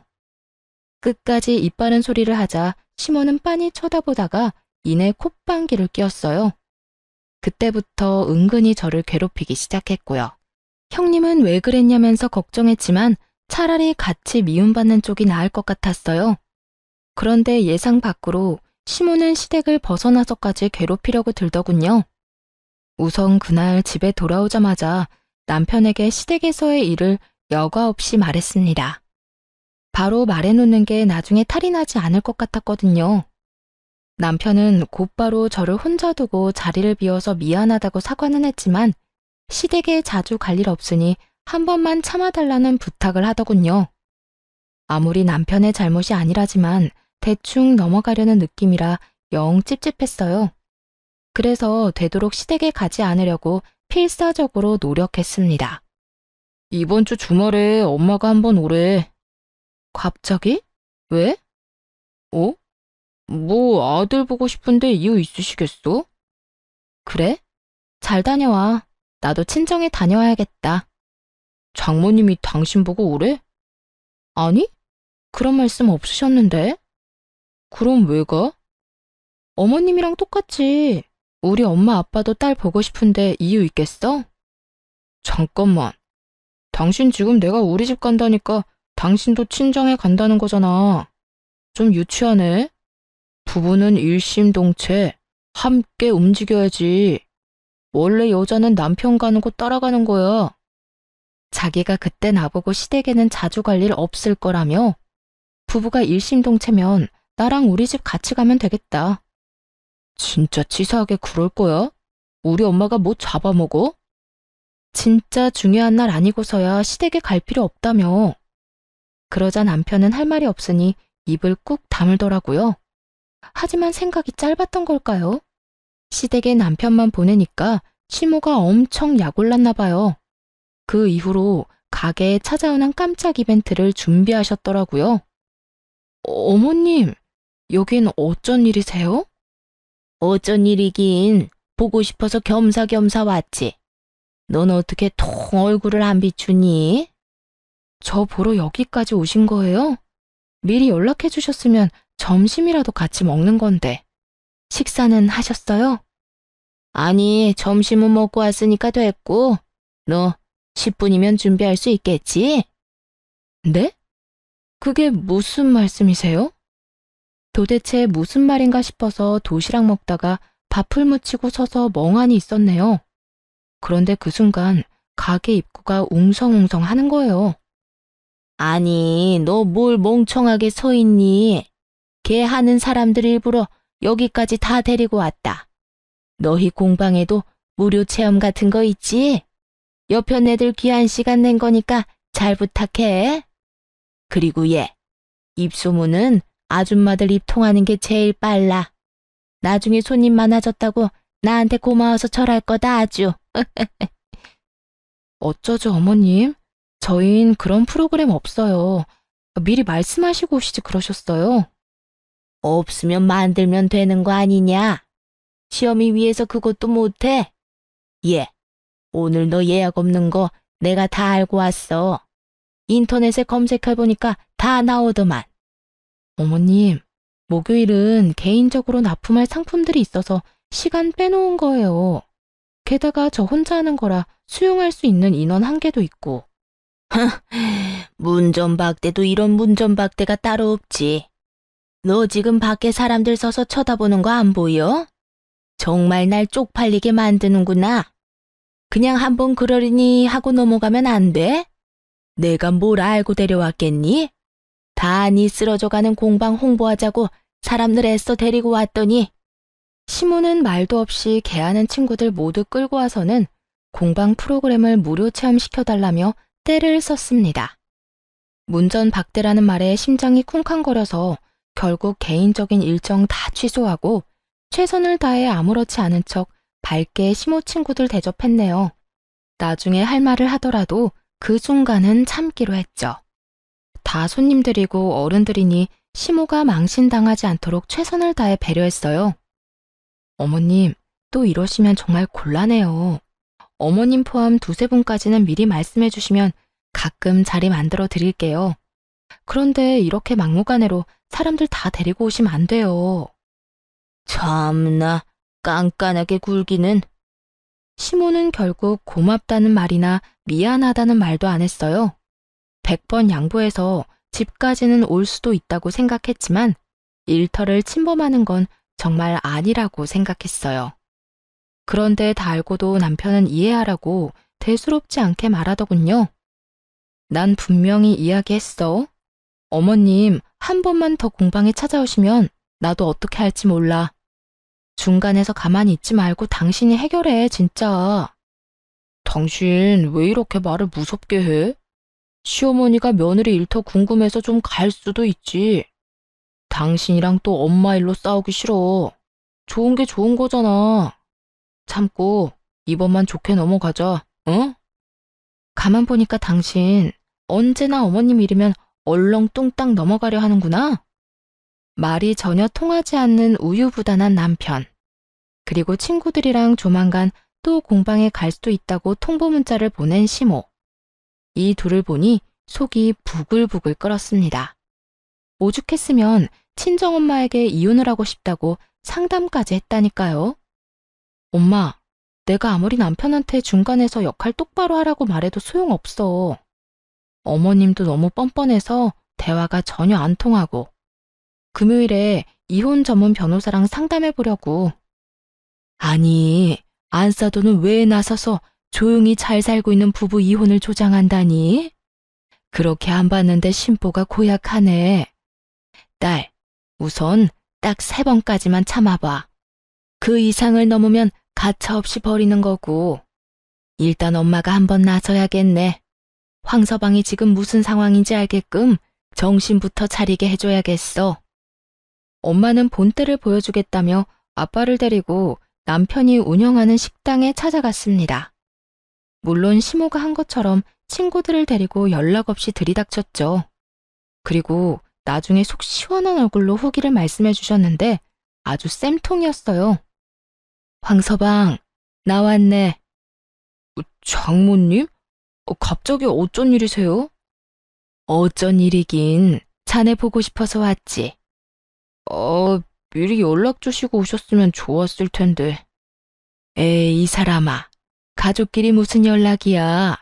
그냥 오다 가다 들러서 한 끼 먹고 가는 거지. 게다가 황서방 식당은 브레이크 타임도 없지 않나? 그렇긴 한데 보통 이때는 점심 장사 끝나고 숨 돌리는 시간이거든요. 그래도 오셨으니까 제가 금방 맛있게 해드릴게요. 그럼 오늘 밥은 황서방이 사주는 건가? 아유, 장모님, 당연한 말씀을 하세요. 여기까지 오셨는데 사위가 어떻게 밥값을 받아요? 그래? 좀 많이 먹을 것 같은데. 장인어른도 오셨어요? 그럼 나 혼자 왔겠어? 어서들 들어와. 아니, 우리 골프 모임 사람들이 황서방 가게 하도 궁금하대서 다 데리고 왔지. 에? 걱정 마. 저 사람들 중에 유명한 블로거도 있거든. 자네 식당 홍보 아주 잘해줄 거야. 아이고, 우리 사위가 오늘 쏜다네. 먹고 싶은 거 걱정하지 말고 다 시켜. 남편은 10명 정도 되는 부모님 손님들을 대접하다가 아무리 생각해도 분했는지 저에게 전화를 했어요. 정말 너무한 거 아니야? 장모님이랑 장인어른 골프 모임 사람들 다 데리고 식사하러 오셨어. 이 시국에 자영업하는 사이 생각하면 이러시면 안 되는 거잖아. 아니 여보, 식당에 밥 먹으러 가는데 뭐 문제 있어? 문제가 있냐니. 난 장모님 혼자 오신 줄 알고 계산하지 말라고 한 거지. 그런데 갑자기 우르르 몰려오더니 사위가 쏘는 음식이라 선언하시는 거야. 그때부터 사람들 공짜라고 아주 신나서 여러 음식 주문해서 먹는데 아우 저게 다 얼마야 진짜. 아니 우리 엄마도 공짜로 안 먹는데 장모님 장인어른 정말 너무하신 거 아니야? 우리 엄마는 말이야 친구분들 데리고 와도 칼같이 계산하셔. 나도 어머님이랑 어머님 친구분들이 갑자기 공방에 오셨을 때 돈 안 받았어. 열심히 공방 프로그램 체험시켜드리고 선물도 나눠드렸는데 다 무료였다고. 혹시 나 그때 돈 받아야 하는 거였어? 뭐?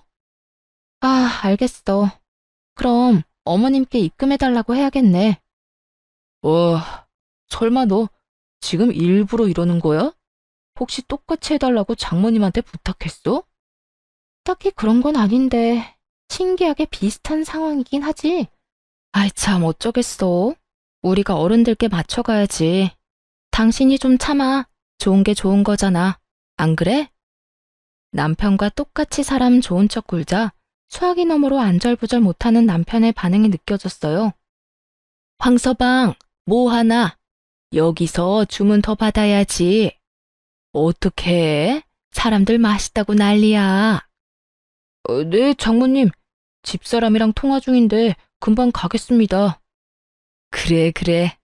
아유, 입맛에 맞는지 다들 내일 또 오자고 난리야. 네? 내일 또요? 아, 당신 방금 들었지? 응, 그게 뭐? 어머님도 친구들이랑 또 공방 오겠다고 문자하셨어. 나는 어머님 모시고 당신은 우리 엄마 아빠 모시면 되겠네. 내가 진짜 잘못했어. 미안해. 엄마한테 당신 공방 앞으로 절대 가지 말라고 할게. 응? 그래? 알겠어. 그럼 고맙고. 그렇게 말해도 들은 척도 안 하던 남편은 자기가 불리해지니 그제야 나서더군요. 당연히 친정 부모님은 그날 밥값 다 계산하시고 가셨습니다. 돈이 없는 것도 아닌데 힘들게 일하는 사위한테 어찌 얻어먹겠냐고 덧붙이시면서요. 아마 남편은 속으로 엄청 찔렸을 거예요. 집에 돌아와서도 아무 말 못하고 제 눈치 보더라고요. 그 이후로 정말 거짓말처럼 시모의 괴롭힘은 사라졌습니다. 그새 남편한테 일렀냐며 연락이 올 줄 알았는데 그런 것도 없이 평화로웠죠. 아무리 심보 못난 시모라 해도 자기 자식 힘든 건 싫은 모양이죠. 하지만 저는 이미 그때 이후로 남편에게 정이 확 떨어졌어요. 그래서 마음속으로 서서히 이혼을 결심하고 있었죠. 그러던 중 시댁에 안 좋은 일이 생겨버렸습니다. 다름 아니라 교통사고가 나서 아주버님의 하반신이 마비됐거든요. 이 때문에 남편에게 이혼에 대한 이야기를 꺼낼 타이밍을 놓쳐버렸어요. 아이고, 이게 무슨 일이야 정말. 우리 장남 앞으로 어떡하니? 어머님, 진정하세요. 진정하게 생겼어? 결혼을 잘못해서 이렇게 지질이 복도 없는 거야. 결혼만 잘했어도 인생 잘 풀릴 사주라고 내 아들이. 그 말을 끝으로 원망스럽게 형님을 노려보는 시모였습니다. 이젠 하다하다 말도 안 되는 이유로 형님께 화풀이를 하더군요. 어머니, 저 괜찮으니까 이제 그만 돌아가세요. 이 사람이 제일 고생하는데 어떻게 그런 식으로 말씀하세요? 그것도 식구들 다 있는 앞에서. 속상해서 그랬다, 속상해서. 형, 엄마한테 왜 그래? 힘든 건 알지만 선은 지키자. 지금 네 형수 얼굴 반쪽 된 건 안 보여? 병문안 왔으면 그냥 조용히 있다 가든가. 가족이라는 사람들이 어떻게 이래? 특히 어머니는 그러시면 안 되죠. 이 사람이 그동안 어떻게 했는데? 여보, 진정해. 당신 아직 몸 안 좋잖아. 다들 당장 나가라고요. 가장 힘든 건 다친 아주버님과 비통한 형님일 텐데 그 앞에서도 비인간적으로 행동하는 남편과 시모를 보니 숨이 다 막히더라고요. 어서 여길 벗어나야겠다는 결심을 하고 그때부터 본격적으로 이혼 준비를 했습니다. 그러면서도 형님과 아주버님을 챙기러 병원에 자주 들렀어요. 냉정하게 말하자면 이혼하는 동시에 남이 될 관계였지만 계속 신경 쓰이더군요. 동서, 이렇게 매번 와줘서 정말 고마워. 에이, 오다 가다 들르는 게 뭐가 어렵다고요. 그런데 저희 남편이랑 어머님이 병원에 한 번씩 오기는 하나요? 그때 남편이 한 소리에서 기분이 상했나 봐. 차라리 안 오는 게 나은 건가 싶다가도 남편 생각하면 가끔이라도 와줬으면 하는데 그때 이후로 서방님도 어머님도 안 오시네. 그래도 이렇게 가끔 동서가 와줘서 얼마나 힘이 되는지 몰라. 형님, 얼굴이 많이 수척해요. 밥은 잘 챙겨 드시고 계신 거죠? 이럴 때일수록 식사는 거르시면 안 돼요. 그게 사실 동서, 이런 말 꺼내서 정말 미안한데 혹시 병원비 모자라세요? 제가 전부까지는 아니더라도 조금은 도와드릴 수 있어요. 그러니까 너무 걱정하지 마세요. 그 말에 그늘진 형님의 얼굴이 밝아지더니 딱 40만 원만 빌려달라고 하더군요. 고등학생 시조카 수학여행비랑 용돈이 당장 필요한데 병원비 정산하고 이것저것 계산하고 나면 여유가 없었나 봐요. 못 받을 돈이라 생각하고 몇백은 드릴 각오를 했는데 40만 원에 손을 벌벌 떨며 고맙다고 우는 형님을 보고 같이 울었네요. 그런데 동서, 입금이 잘못된 것 같아. 500만 원이 들어왔는데? 아이고, 내가 얼른 다시 입금해 줄게. 형님, 진작 눈치채고 도와드렸어야 했는데 죄송해요. 수영이한테 수학여행 잘 다녀오라고 전해주실래요?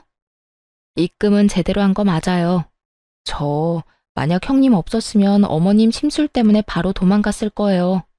형님이 잘해줘서 그나마 버텼는데 아무튼 감사했어요. 형님은 그런 제 말이 이상했는지 혹시 남편이랑 무슨 일 있냐고 물었어요. 그래서 솔직하게 이혼을 준비하고 있다고 말했습니다.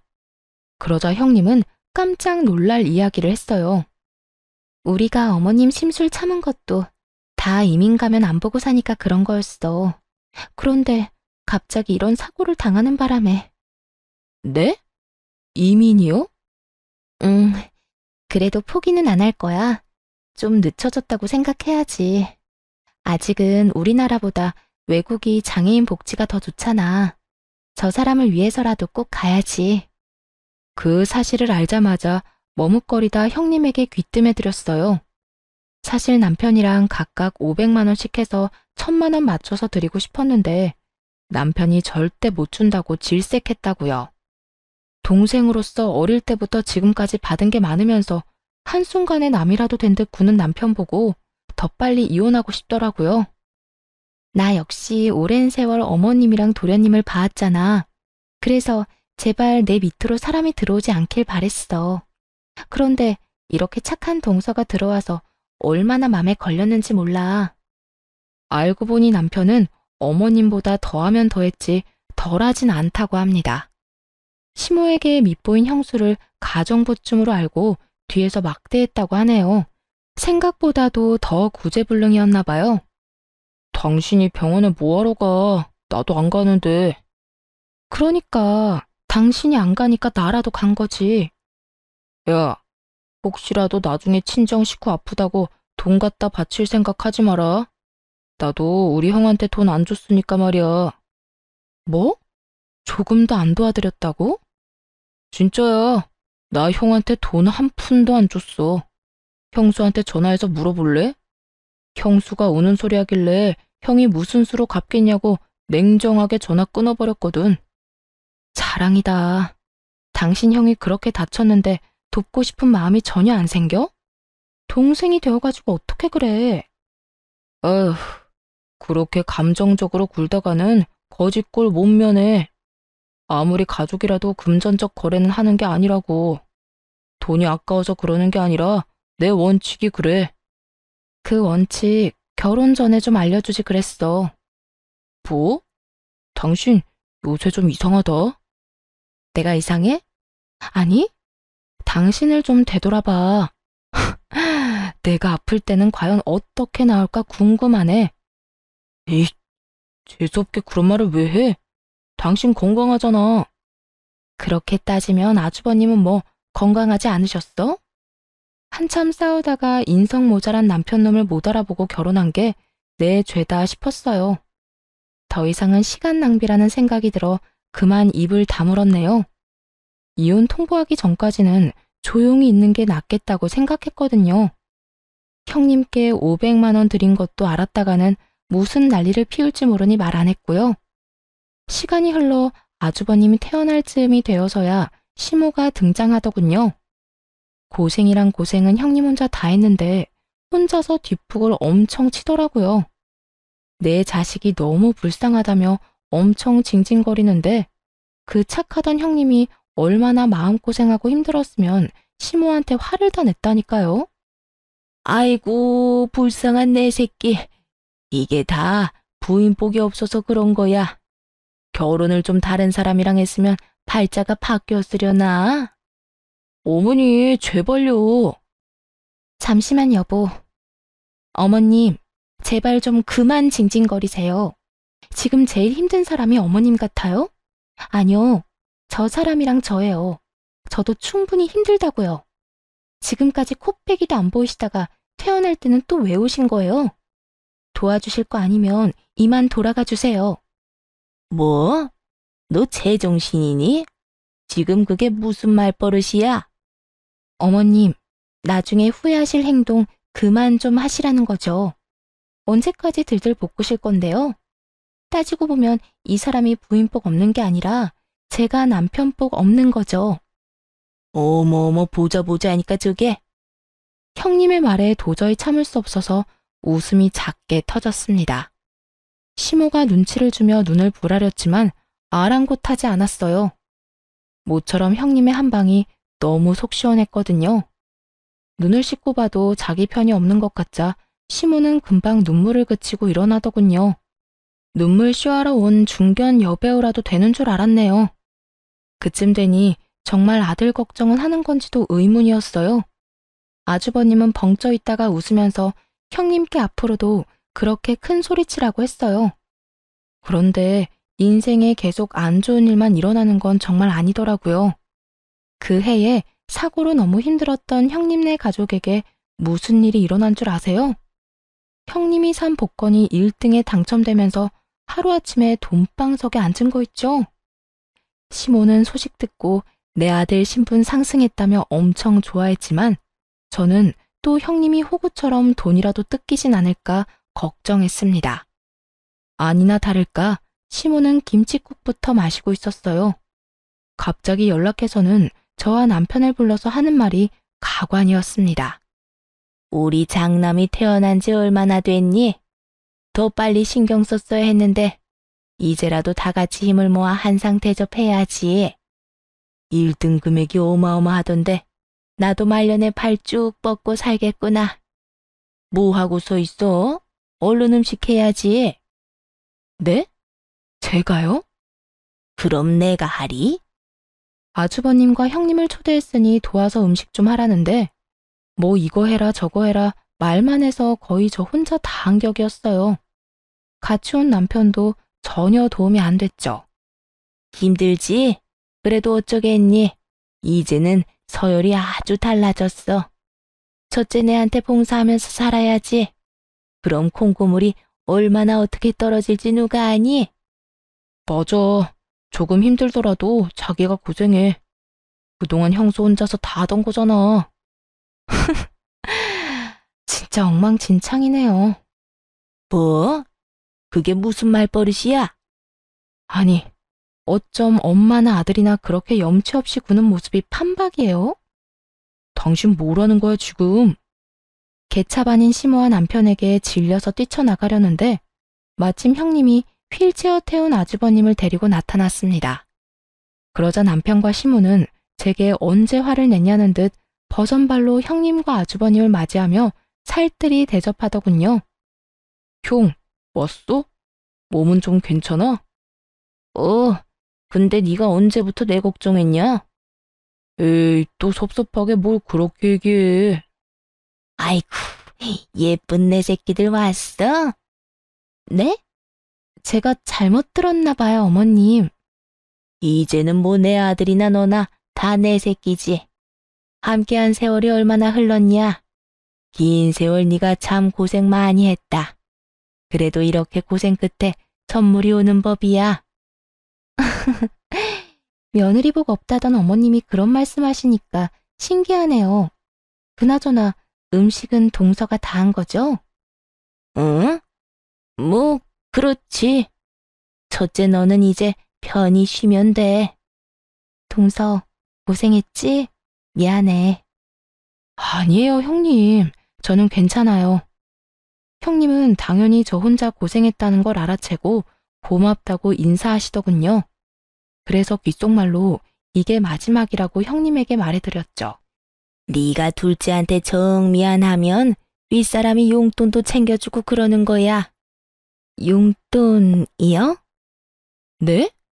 아니요. 저 그런 거 필요 없는데요. 둘째야, 너 쓸데없는 자존심 좀 부리지 마라. 그 고생을 했는데 마땅히 용돈 받을만 하지. 그리고 이참에 공방에서 돈 안 되는 일 하지 말고 첫째네 가서 일하는 게 어떻니? 첫째 너희는 이제 사람 부릴 여유는 되는 거 맞지? 가족끼리 돕고 살면 좋잖니. 아주버님네 가서 매주 청소 좀 하고 아주버님 케어를 도우라는 말이었어요. 그 말을 듣자마자 하마터면 상을 다 엎을 뻔했네요. 사람 면전에 대고 무시하는 것도 정도가 있잖아요. 어머님, 제가 어머님 전용 심부름 센터인가요? 아, 또 그놈의 콩고물 때문에 그러세요? 제발 며느리 좀 그만 괴롭히세요. 그런데 문제는 남편이었어요. 아무리 덜 떨어졌어도 그때만큼은 시모에게 화낼 줄 알았는데 오히려 시모의 의견에 수긍하며 제게 그 일을 시키려 들더군요. 엄마가 뭘 괴롭혔다고 그래?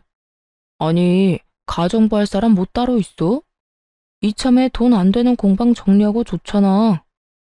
엄마가 당신 생각해서 말한 건데 왜 그렇게 예민하게 굴어? 막말로 우리 형이랑 형수님이 당신한테 힘든 일 시키겠냐고. 정말 미쳤구나. 당장 이혼해. 그동안 수도 없이 이혼 다짐했어. 때 되면 말하려고 참고 또 참은 거지. 돈에 눈먼 남편의 뺨을 때리고 드디어 이혼하자고 선언했어요. 그러자 얻어맞고 분했는지 남편이 달려들려고 했습니다. 사실 그런 상황이 일어날까봐 그동안 조용히 이혼을 준비한 거였어요. 일방적으로 이혼하자고 통보하면 남편이 무슨 짓을 할지 모르니까요. 그런데 그때 휠체어를 탄 아주버님이 남편에게 찬물을 확 부어버렸죠. 야, 너 언제 사람 될래? 아이씨, 형 미쳤어? 너 내가 몸이 이 모양이라서 찬물로 끝난 걸 다행으로 알아. 나 멀쩡했으면 벌써 이 전골에 네 얼굴 박았다. 아, 로또 됐다고 아주 기세등등하네. 결혼했으면 인간이 돼야 하잖아. 양심 없는 건 어머니 쏙 빼닮아서 그런 거야? 아니, 너는 혼낼 거면 네 동생만 야단치지 왜 날 끌어들여? 며느리들 앞에서 창피하게. 창피한 걸 아시는 분이 그동안 왜 그렇게 사셨어요? 저 정말 참을 만큼 참았어요. 그런데 더 이상 이 징그러운 집안에 못 있겠네요. 장남 너 복권 당첨됐으니 이제 식구들 등지고 살겠다 이거냐? 두 번 다시 어머니나 저놈이나 보기 싫으니까 알아서 잘 사세요. 저희 곧 이민 가거든요. 그리고 제가 당첨됐나요? 집사람이 당첨된 거죠. 항상 온화한 아주버님이었는데 그렇게까지 역정내시는 건 처음 봤습니다. 곧 이민 간다는 말에 시모는 개거품을 물고 말았죠. 뭐? 갑자기 무슨 이민이야? 한국인으로 태어났으면 한국에서 살아야지. 어미야, 네가 말해봐라. 이게 다 무슨 말이야? 네, 이민 갑니다, 저희. 어머님, 저희 벼랑 끝까지 몰려서 힘들 때 도와준 사람 동서뿐이었어요. 그런데 어떻게 동서한테 대놓고 가정부 운운하세요? 동서, 그때 500만 원 빌려줘서 정말 고마웠어. 수영이 수학여행비에 용돈하고도 많이 남아서 그 돈 감사히 잘 썼어. 식구라는 인간들이 단 몇십만 원도 못 빌려준다고 했을 때 사실 난 세상이 무너지는 줄 알았거든. 그러니까 가기 전에 동서한테 빚은 갚아야지. 빌려준 거 아니고 드린 거라니까요. 안 주셔도 돼요, 형님. 괜찮다고 손사래를 쳐도 형님과 아주버님은 제발 받아달라고 했어요. 시끄럽던 심오한 남편은 형님이 수표를 내밀자 숨죽이고 지켜보더군요. 형님, 게다가 금액이 이상해요. 저는 500만 원 빌려드렸는데 5천만 원이라뇨? 5천만 원 맞아. 마음을 돈으로 계산할 수는 없지만 동서 마음을 헤아려 보니까 대략 그 정도더라. 5천만 원? 아이고 세상에. 어미야, 나는? 어머님한테 드릴 돈이 어디 있겠어요. 아니, 오히려 제가 받아야 하지 않을까요? 그러자 시몬은 갑자기 돌변해서 자기 줄 돈 주고 가라고 절대로 이대로 외국 못 간다고 형님의 바지가랑이를 붙잡았습니다. 남편은 아주버님에게 엄마 모실 돈이라도 달라고 매달렸죠. 나중에 시모가 아프기라도 하면 자기가 모셔야 하는데 어떻게 이러냐면서요. 불구된 형한테는 한 푼도 못 빌려준다던 사람이 누구더라? 형, 진짜 1억이야? 어머니 모시든 말든 너 알아서 해라. 난 이제 이 집 식구 아니니까. 아주버님이 냉정하게 끊어내자 남편 놈은 제 5천만 원이라도 갚겠다고 했어요. 하지만 그 돈이 어떤 돈인데 그대로 남편에게 빼앗길 리가 없죠. 5천만 원은 마음만 감사해 받겠다고 하고 형님께 돌려줬습니다. 이쯤에서 시원하게 정리를 다 해야 할 것 같았거든요. 형님, 저 여유 있어요. 안 도와주셔도 돼요. 정중하게 거절하자 형님은 혹시 돈이 모자란 거냐며 필요하면 그보다 더 주겠다고까지 하셨어요. 괜찮아요. 사실 공방 있는 건물이 제 거거든요. 다들 무시하지만 공방도 엄청 잘 되고 있고 매달 월세 받으면서 살아요. 그래서 저는 이혼해도 여유 있어요. 당신, 그게 무슨 말이야? 나한테는 전혀 그런 얘기 안 했잖아. 내가 왜 당신한테 말해야 해? 그야 우린 부부니까. 이혼할 건데 부부는 무슨? 얘기가 나온 김에 진작 준비했던 이혼 서류를 꺼내 남편 얼굴에 찰싹 던져줬네요. 형님은 그제야 제 말이 무슨 뜻인지 알겠다며 고개를 끄덕였어요. 아하, 그러니까 우리가 정말 시어머니 복이 없었던 거네. 그러니까요. 저는 남편 복도 없어서 이쯤 하려고요.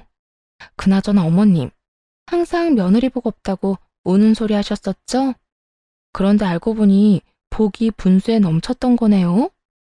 시모는 자기가 귀인을 못 알아봤다며 저와 형님에게 잘못했다고 매달렸어요. 돈 앞에 손바닥 뒤집듯 바뀌는 시모의 모습에 마지막까지 질렸네요. 남편은 아니나 다를까 제 재산도 다 자기 거라며 큰 소리를 치더라고요.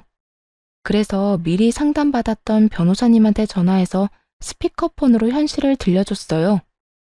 죄송하지만 부모님께 증여받은 재산은 재산 분할에 들어가지 않습니다. 에? 지금 이 사람 변호사라고 이쪽에 유리하게만 말하지 마세요. 못 믿겠으면 너도 변호사 고용해서 물어보든가. 참, 너 그럴 돈 없지? 인터넷에 검색해봐. 다 나와 있으니까. 여보, 나한테 어떻게 이래? 아이고, 멀쩡하던 집안이 아주 콩가루 집안이 됐네. 그 이후 형님네는 가족 전체가 이민 절차 밟고 있다고 해요. 저도 해외가 아주버님께는 훨씬 나을 거라고 생각합니다. 착하게 살았던 만큼 복을 받은 형님네, 앞으로도 행복하게 살았으면 좋겠어요. 또 저는 멍청한 남편과 고약한 시모에게서 벗어나 이혼하고 광명 찾았습니다. 깔끔하게 재산 한 푼 안 주고 헤어져 평화롭게 살고 있죠. 처음에 합의 이혼 절대 안 해주겠다며 고집 부리던 전 남편은 소송 시작하면 억대 위자료 물게 할 거라고 겁주니 금방 깨갱하고 물러나더군요. 아, 그리고 형님이 주신 5천만 원은 결국 받았어요. 안 받으면 진심으로 서운하다고 종잣돈으로 쓰라 해서 통장에 모셔놨습니다. 전 남편은 졸지에 이혼당하고 홀어머니 모시게 됐다며 시모 엄청 구박한다 들었어요. 밥값은 해야 하지 않겠냐고 자기 식당에 시모 불러서 일 시키는 것 같던데 아주 끝까지 이상한 놈인 것 같습니다. 뭐 전 시모 인성이 그러니 자업자득이라 할 수도 있겠네요. 이번 일로 정말 모든 일은 다 부메랑처럼 돌아온다는 걸 절실히 깨달았답니다. 긴 사연 들어주셔서 감사드려요. 좋은 하루 보내시길 바랍니다.